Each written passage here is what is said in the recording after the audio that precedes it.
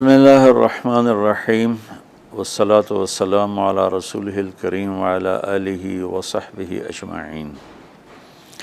عید کی خوشی ہم کیوں مناتے ہیں؟ پہلے میں یہ تھوڑا سا واضح کر دوں کہ رمضان کا مہینہ اللہ نے پورا ایک ہمارے لیے خوشی کا مہینہ بنایا ہے، جس میں اللہ کی جنت کے دروازے کھول دیے جاتے ہیں، جہنم کے بند کر دیے جاتے ہیں، شیطان قید کر دیے جاتے ہیں، جنت کو روزانہ سجایا جاتا ہے، اللہ کا عرش پہلے آسمان پہ آ جاتا ہے، اللہ کی طرف سے اعلان ہو رہا ہوتا ہے، کوئی بخشش چاہنے والا، کوئی حاجت مانگنے والا، فرض 70 فرضوں کے برابر ہو جاتا ہے اور نفل فرض کے برابر ہو جاتا ہے، اور نفل اور فرض کا فرق اتنا بڑا ہے کہ قیامت تک 2 رکعت نفل پڑھتا رہے تو فرض رکعت کے ایک سجدے کے برابر نہیں۔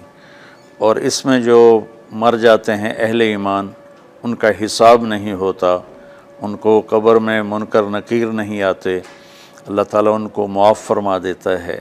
اس طرح 29 دن رات یہ سلسلہ چلتا ہے، اور آخری رات پھر اللہ تعالیٰ اعلان فرماتے ہیں کہ میرے بندوں نے رات کو قیام کیا، یعنی تراویح کی نماز پڑھی، دن میں روزہ رکھا، تو میں نے اس پر ان سب کی بخشش فرما دی۔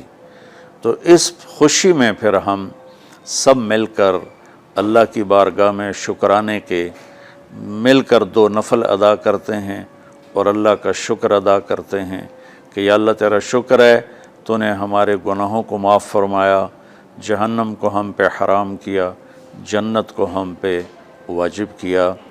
اصل تو عید کی خوشی کی یہ وجہ ہے۔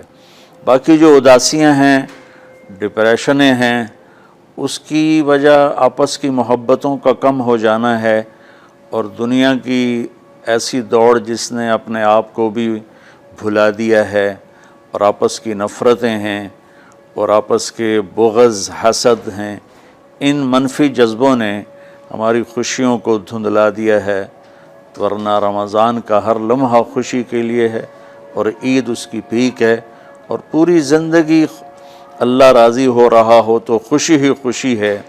ہمیں اپنے ملک سے، اپنی نسل سے آپس کی نفرتیں، حسد، بغض یہ مٹانے ہوں گے، تب جا کر ہمیں حقیقی خوشیاں حاصل ہوں گی۔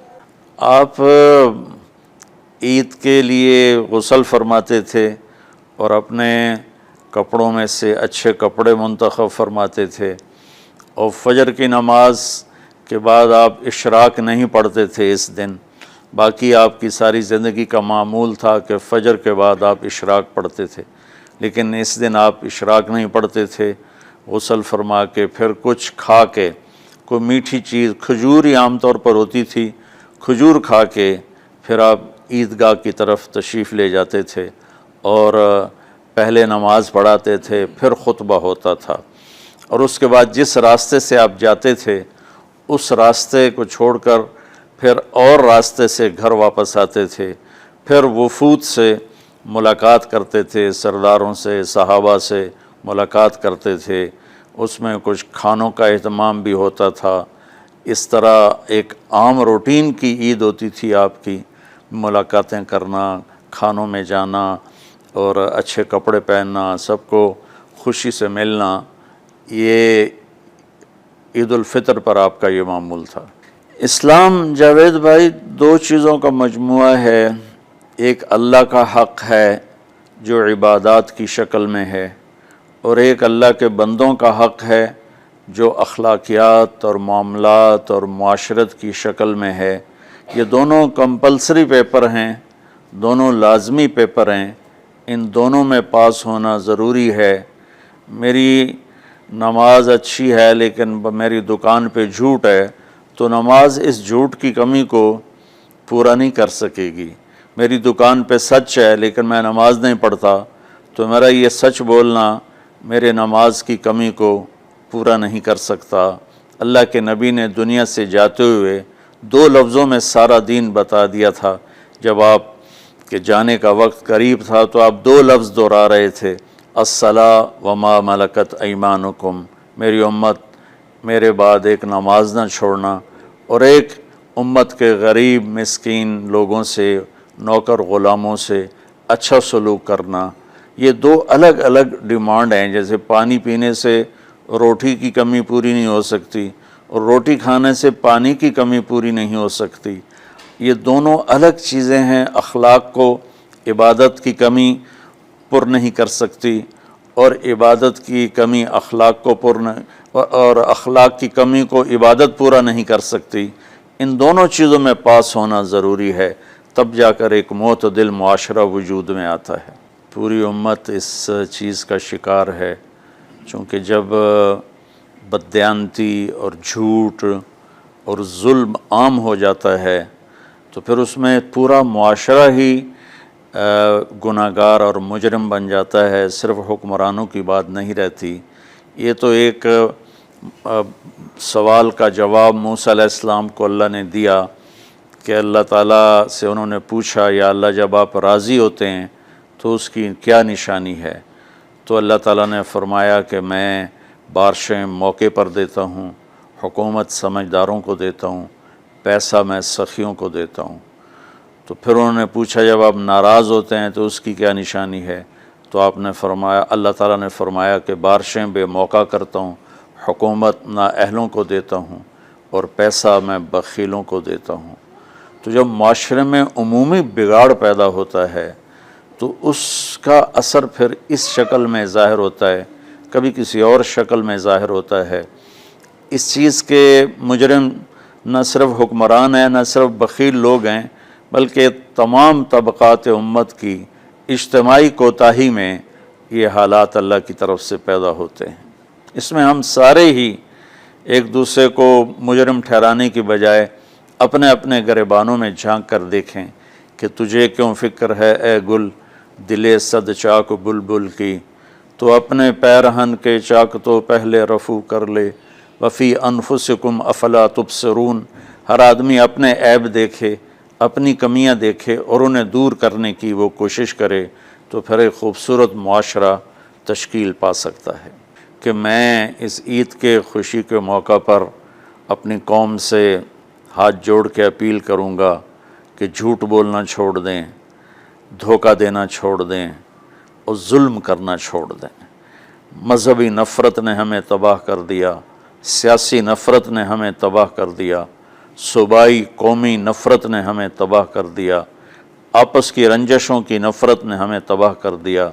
میں ساری قوم کے سامنے جھولی پھیلا کر چاروں صوبوں کے رہنے والوں سے اور ہر مکتب فکر سے متعلق اہل ایمان سے یہ درخواست کرتا ہوں کہ آئیں ہم سچائی کو اپنا ساتھی بنائیں اور دیانتداری سے اپنے آپ کو آراستہ کریں اور انصاف کا ساتھ دیں، نہ ظالم بنیں نہ ظالم کا ساتھ دیں۔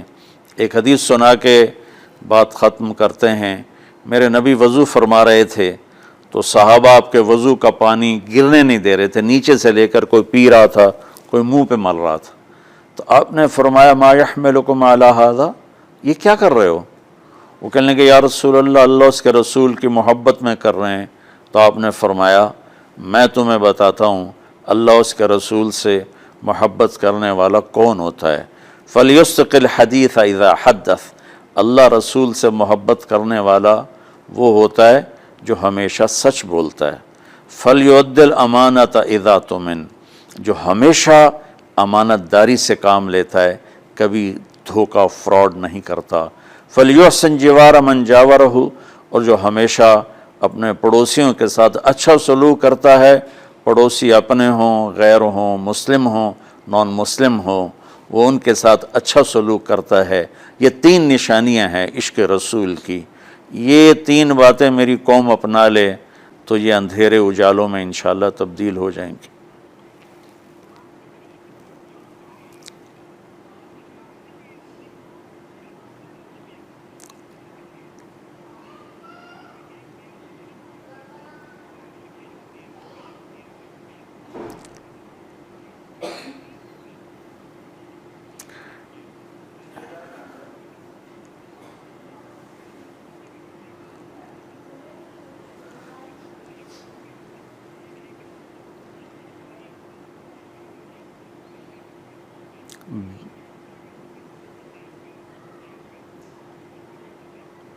بل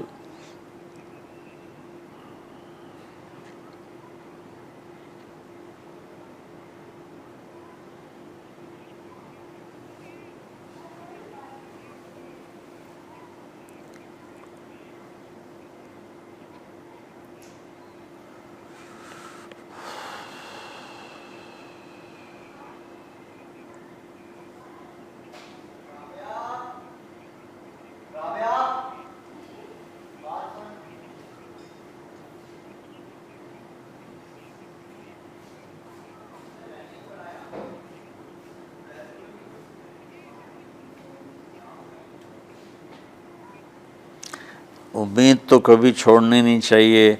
جیسے دیکھیں مریض کے ساتھ ڈاکٹر آخری حد تک جان مارتا ہے، اس کی جان بچانے کی کوشش کرتا ہے، پھر باقی جس کے نصیب میں موت ہوتی ہے وہ مر جاتا ہے، لیکن ڈاکٹر کبھی بھی اس وجہ سے نہیں چھوڑ دیتا کہ یہ مر جائے گا. تو ہم اللہ کی رحمت سے بالکل نا امید نہ ہوں، مایوس نہ ہوں. مجھے اللہ کی ذات سے بہت امید ہے. ہمارا جو اس وقت قائد ہے، اسے سیاسی بیان نہ سمجھا جائے اللہ کے واسطے. میں ایک پاکستان کا شہری ہونے کی حیثیت سے اپنا تجزیہ پیش کر رہا ہوں. غلط بھی ہو سکتا ہے، صحیح بھی ہو سکتا ہے. وہ بہت مخلص محنتی آدمی ہے. تو مجھے اللہ کی ذات سے امید ہے اگر ہم سب مل کر ساتھ دیں سچائی کا، دیانتداری کا، انصاف کا، اور آپس کی نفرتوں کو مٹا دیں، تو انشاءاللہ ضرور صبح ہوگی. کوئی وجہ ہی نہیں کہ صبح نہ ہو.